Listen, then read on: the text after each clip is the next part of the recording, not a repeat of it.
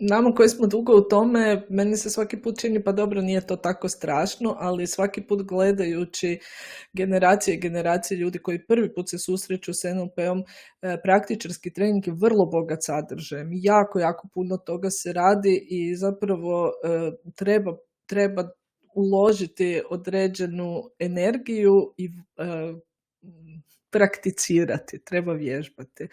I zato je još trening dobar jer redovito dobivate poticaj za primjenu.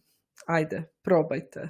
I moram reći još kad smo kod treninga, ono što je nevjerojatno važno, da sve tehnike koje se uči na treningu, svi polaznici isprobaju, znači u jednom sigurnom okruženju, tako da je te prakse dovoljno da ju nakon toga možete koristiti i izvan tog sigurnog setapa treninga.